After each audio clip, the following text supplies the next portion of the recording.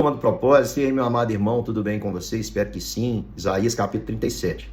Um capítulo da Bíblia por dia, orar todos os dias e tentar mudar são os objetivos do nosso grupo Propósito, dando continuidade às afrontas que Rabsaqué, representando ali Senaqueribe, levou a Judá quando houve aquela reunião com os 3 homens de confiança que o rei Ezequias mandou ali para ouvi-lo. Aquele homem, Rabsaqué, era um homem prepotente, soberbo, presunçoso. Ele fala em hebraico, em voz alta, para que o povo que estava sentado sobre os muros pudesse ouvir. Ele diz para aquele povo não confiar na palavra de Ezequias, não confiar no Deus de Ezequias e não confiar nas alianças que o rei havia feito.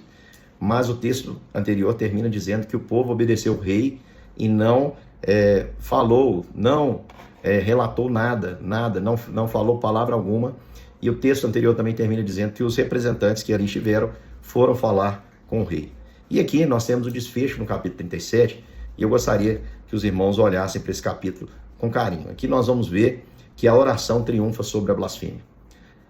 Há muitas pessoas que blasfemam, nós muitas vezes não sabemos o que fazer com essa afronta, mas eu quero dizer que a gente precisa tomar atitudes tais quais Ezequias tomou. Por exemplo, o rei Ezequias, ao receber o relatório, ele não foi contar cavalos, ele não foi ver quantas armas ele tinha, ele não foi contar homens, ele não foi ao muro da cidade para ver se o exército egípcio estava vindo. Ele entendeu que ele precisava de uma força muito mais poderosa do que aquela que ele possuía em mãos. E é por isso que ele tira as suas vestes reais, coloca um pano grosseiro de saco e vai até o templo do Senhor, admitindo que ele não seria capaz de vencer sozinho. Por que as pessoas têm sido tão derrotadas nos nossos dias, irmãos? O problema é o mesmo de sempre. Pessoas estão confiando em si mesmas. Eu conheço pessoas que estão vivendo a mais profunda miséria, em todos os sentidos. Miséria espiritual, miséria emocional, miséria nos relacionamentos, inclusive miséria financeira por suas próprias decisões. E quando alguém tenta dizer para essa pessoa, olha, confie no Senhor, mude o seu caminho, reflita, converta-se, essas pessoas ficam irritadas e preferem permanecer na miséria e abraçando o seu orgulho. Nós temos aqui Senaqueribe com uma humilhação pública. Ele entra na casa do Senhor. Você já imaginou isso, irmãos, essa cena? Nós estamos falando do rei. Eu sou líder e digo para os irmãos que não há nada mais atemorizante para nós do que não saber o que fazer. E muitas vezes nós não sabemos. O que a gente deve fazer? Nessa hora que a gente precisa demonstrar força, é nessa hora que a gente precisa fingir que sabe o que está fazendo? Não, meu irmão. Essa hora é a hora da humilhação. É hora de nos despir dessa figura de liderança e nos colocarmos totalmente em independência ao Senhor, pedir para Ele uma resposta, pedir para Ele a solução, e foi isso que Ezequias fez. Ele mandou Eliaquim, encarregado do palácio, escrivão e os sacerdotes mais idosos, para falarem com o profeta. Então ele manda ali o escrivão ir ter com o profeta. Olha que interessante, Ezequias, ele recorreu ao Senhor e mandou alguém falar com aquele que conhecia o Senhor e que tinha a palavra do Senhor nos seus lábios, que é Isaías. E ele chegou e disse a Isaías o seguinte: hoje é dia de sofrimento, dia de afronta, de perseguição, nós estamos sendo castigados, envergonhados, nós somos como uma mulher que está para dar à luz, mas não tem força para isso. Preste atenção, que declaração interessante. Irmãos, nós sabemos que Deus pode todas as coisas, nós temos essa consciência, nós temos essa promessa, esse embrião dentro de nós. Queremos dar à luz, mas muitas vezes a nossa falta de fé nos impede, não temos força para dar à luz aquilo que nos habita. Então, meu irmão, olha só, Ezequias está dizendo isso, eu sei que o Senhor pode, nós estamos prontos para dar à luz, mas não temos força. Nós temos tudo, nós temos o Deus, e quem tem Deus, meu irmão, não importa o que está do outro lado, já tem a maioria. E o rei está dizendo isso, mas nós não temos força. O rei da Síria mandou um exército para insultar o Deus vivo, colocou insultos, menosprezou a Deus, e ele diz para Isaías assim: Isaías, ore a Deus pelo nosso povo, pelas pessoas que ainda estão vivas. Então, irmãos, mais uma vez uma atitude de sabedoria de Ezequias, porque ele manda procurar o profeta e pede ao profeta que também se coloque em dependência do Senhor. E o profeta traz uma palavra para Ezequias, uma palavra de conforto, e diz: o Senhor Deus diz que o Senhor não deve deixar que os assírios o assustem, dizendo que Deus não pode salvá-lo. Deus vai fazer o rei da Síria ouvir uma notícia, ele vai voltar para a terra dele, vai fazer com que ele seja morto ali. Então o Senhor já disse para Ezequias: Ezequias, não temas, sem revelar o que faria, diz: não temas, porque eu vou dar o livramento. Não temas, não dê ouvidos a esses que dizem que o Senhor não pode salvar. Queridos, desabafando, muitas vezes nós olhamos para a situação do nosso país, nosso contexto geral, e pensamos assim: quem é que pode fazer alguma coisa por nós? Não perca a sua esperança que Deus, meu irmão, pode todas as coisas. Ele é o Deus que vem para nos salvar. Ele é o nosso Salvador, o nosso Redentor, a nossa rocha, a nossa cidadela, a nossa segurança, o nosso baluarte, o nosso escudo. É a nossa força em tempo da fraqueza. Então pode ficar tranquilo, meu irmão, que o seu Redentor, ele vive e ele cuida de você. Então o que Ezequias fez? Ezequias continuou orando. O oficial assírio, ele soube onde estava o rei, e esse oficial foi até o rei, e o rei ouviu dizer que o exército dos egípcios, nenhuma aliança aí com os de Judá, ele viria para poder atacá-lo. Mas olha o que o rei manda fazer. Manda escrever uma carta, entregar a Ezequias, e a carta dizia assim: o seu Deus, em quem você confia, lhe disse que Jerusalém não vai cair nas minhas mãos, mas não deixe que ele engane. Você já ouviu falar daquilo que o rei assírio faz com qualquer país que resolve destruir? Por acaso você pensa que poderá escapar? Os meus antepassados destruíram diversas cidades. Onde estão os reis dessas cidades? E o rei Ezequias recebeu essa carta de afronta. E o que ele fez? Ele foi até o templo mais uma vez. E ele pôs a carta na presença. E a oração triunfou sobre a blasfêmia. E ele disse: ó Senhor Todo-Poderoso, Deus de Israel, que está sentado no teu trono. Olha a oração de Ezequias. Ezequias, hora nenhuma, duvida de que existe um Deus que reina e que governa. Ele diz: eu sei que o Senhor está sentado no trono, que fica acima dos querubins, ou seja, não há autoridade maior do que o Senhor. Só tu és Deus e governa todos os reinos do mundo. Tu criastes, ó Deus, os céus e a terra. Ó Senhor, olha para o que está acontecendo com a gente. Escuta todas as coisas que Senaqueribe está dizendo, a fim de insultar a ti, o Deus vivo. Todos nós sabemos que os deuses deles, os deuses das nações que eles destruíram, que eles queimaram, eram deuses feitos de madeira, de pedra, por mãos humanas.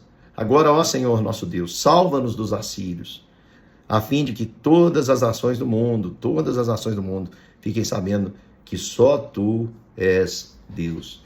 Então Ezequias chega com as afrontas de Senaqueribe e diz para o Senhor: Senhor, o Senhor reina de verdade, o Senhor não é como os outros deuses. Olha o que ele está dizendo, Senhor. O Senhor vai deixar que isso aconteça? Ou seja, Ezequias apresenta para Deus aquilo que ele já sabia. E Ezequias cobrou o que nós podemos cobrar. Eu digo para os irmãos que têm feito essa oração de vez em quando e dizendo para o Senhor: Senhor, os justos, pessoas que não devem nada, estão sofrendo, enquanto muitos que devem muito estão saindo ilesos. Tem misericórdia, muda esse quadro, por favor. Até quando, Senhor, o Senhor vai permitir?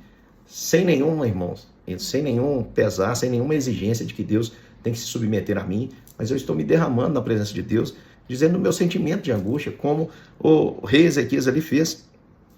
Interessante que o objetivo de Ezequias não é que ele seja conhecido, mas o desejo dele é que todos saibam que o Senhor é um Deus que salva, é um Deus diferente dos deuses das outras nações, porque os deuses das outras nações são feitos por mãos humanas. E a resposta que Deus dá à afronta de Senaqueribe é algo que enche o coração de Ezequias de alegria e do povo. Então Isaías mandou uma mensagem para o rei Ezequias e dizia: o Senhor, o Deus de Israel, tinha dito o seguinte: a cidade de Jerusalém ri e caçou de você, Senaqueribe. Senaqueribe estava achando que era muito maior do que a pequenina cidade ali, a pequenina Judá, a pequenina nação de Judá. E ele diz aqui: a cidade de Jerusalém ri e caçou de você, Senaqueribe. A quem você pensa que insultou? Você está achando que você está insultando a homens? Você está achando que está insultando a nação visível de Judá? Não, você está zombando de mim. Você fez tudo isso contra mim, o Santo de Israel. E aqui nós temos uma verdade maravilhosa. Deus e o seu povo estão unidos em uma união que nós chamamos de união mística. Eu estou em Cristo, Cristo está em mim. Se alguém faz algo por mim, faz a Cristo. E se alguém faz algo contra mim, está perseguindo o próprio Senhor. Essa é a verdade de sempre. Deus habita no meio do seu povo. E ele diz assim: você mandou seus oficiais para se gabarem com seus muitos carros de guerra, conquistou montanhas, você se gabou de ter cortado altos cedros, você gabou de ter cavado poços, de ter feito várias coisas, mas você não sabe que você não fez nada disso sem a minha permissão. Eu que reino, foi eu que permiti que tudo isso acontecesse. Eu dei a você o poder para fazer as cidades cercadas de muralhas, virassem montões. Foi eu que fiz tudo isso. Mas eu conheço você, Senaqueribe. Conheço você muito bem e sei o que você faz e aonde vai, e sei que me odeia. Está no versículo 28, estou usando a Bíblia aqui, a linguagem de hoje. Ele diz, eu sei que você me odeia. Eu soube do seu ódio, do seu orgulho, e agora eu vou colocar um limite em você para que você saiba que eu sou Deus. Você que está aí dizendo que nada pode te parar, eu vou mostrar o que eu vou fazer. Eu vou colocar uma argola, um pendente no seu nariz e um freio na sua boca. E farei você voltar de onde você veio, pelo mesmo caminho que você veio. Então, Isaías disse para o rei que esse era o sinal. Naquele ano eles teriam que comer somente o que nascer, mas no ano seguinte eles poderiam semear, colher cereais e também plantar parreiras. As pessoas de Judá que não tivessem morrido vão florescer como plantas que firmam suas raízes, pois ficará gente em Jerusalém, no monte de Sião, porque o Senhor Todo-Poderoso resolveu fazer com que isso aconteça. Então, mais uma vez aqui, Isaías apontando para o remanescente, aquele que crê, que mantém sua confiança no Senhor, irá sobressair. E o Senhor diz o seguinte, a respeito de Senaqueribe, ele não entrará nessa cidade, ele não vai atirar nenhuma flecha contra ela, nenhum soldado com escudo vai chegar perto da cidade, não serão construídas rampas de ataque ao redor dela. O rei da Síria vai voltar pelo mesmo caminho por onde veio, sem ter entrado nessa cidade. E Deus diz, eu defenderei e protegerei essa cidade por causa da minha honra e por causa da promessa que eu fiz ao meu servo Davi. Então Deus está deixando claro, não é porque vocês merecem, não é porque vocês são fiéis, é pelas minhas promessas, é pela minha honra, porque eu sou um Deus que cuido de cumprir tudo aquilo que prometi. E naquele mesmo momento, diz o texto, que o anjo do Senhor foi até o acampamento dos assírios e matou 185.000 soldados. De manhã, os que sobraram foram levantando e viram os corpos dos mortos. Aí Senaqueribe, o rei da Síria, retirou, voltou para Nínive e ficou lá. E enquanto ele estava em um culto do seu Deus, ele foi morto pelos seus próprios filhos, Adrameleque e Sarezer. Aquele homem que acreditava que o seu poder não teria nenhum limite, que ele conquistaria tudo, acabou sendo morto pelos seus próprios filhos. E outro filho reinou no seu lugar. Meu irmão, que mensagem poderosa para os nossos dias. Nós estamos vivendo em tempos em que temos Rabsaqués e Senaqueribes aos montes. Pessoas que estão brincando e dizendo, quem é que vai nos parar? Nós estamos acima da lei, nós estamos acima da justiça, nós fazemos aquilo que nós temos vontade. Quanta injustiça, irmãos, quanta dor, quanto sofrimento nós temos experimentado por causa de pessoas assim.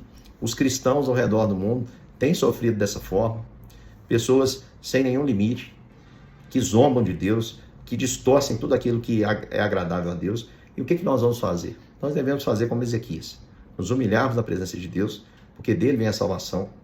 Nós devemos apresentar diante de Deus as afrontas que são colocadas, porque você pode ter certeza, quanto mais você se humilha, mais perseguição vem, e quanto mais perseguição, entregue para Deus, meu irmão, não faça nada, dependa exclusivamente do Senhor, e continue crendo nas promessas de Deus. Deus prometeu, Cristo prometeu que vai edificar a sua igreja. Cristo prometeu que o seu reino será totalmente edificado. As portas do inferno não poderão contra ele. Acredite nisso, meu irmão. Viva assim, viva por fé e aguarde a salvação que vem do Senhor. Eu sei que o cenário é como o da Síria. Não tem saída. Não há nada que possa ser feito. É por isso que, humanamente esgotadas as possibilidades, devemos nos colocar em total e completa dependência do Senhor.